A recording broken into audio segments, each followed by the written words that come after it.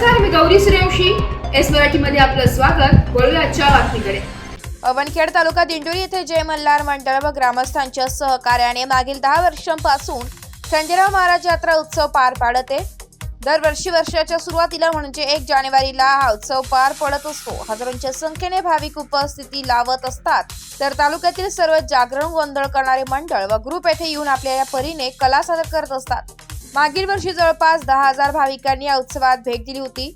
दरवर्षीप्रमाणे हा उत्सव उद्या 1 जानेवारी रोजी पार पडत असून सर्व भाविकांनी येथील कार्यक्रमाचा व महाप्रसादाचा लाभ घ्यावा असे आवाहन मंडळातर्फे व ग्रामस्थांनी मार्फत करण्यात आले. यावेळी मंडळाच्या सदस्यांनी सांगितले की कार्यक्रमाचं नियोजन कसं केलं आहे?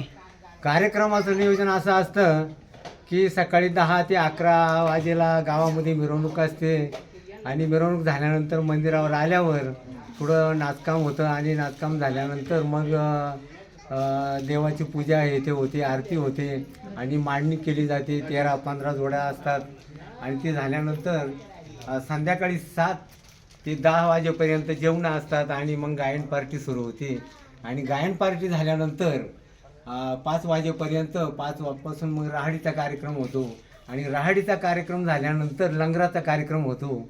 असे कार्यक्रम आम्ही आयोजित केले आहे. धन्यवाद. एस मराठी न्यूज साठी प्रतिनिधी भाऊसाहेब पिंगळ, अवणखेड. अशाच नवीन ताज्या घडामोडी जाणून घेण्यासाठी आमच्या एस मराठी न्यूज चॅनलला लाईक करा, शेअर करा, सबस्क्राईब करा आणि बेल आयकॉनला क्लिक करायला विसरू नका.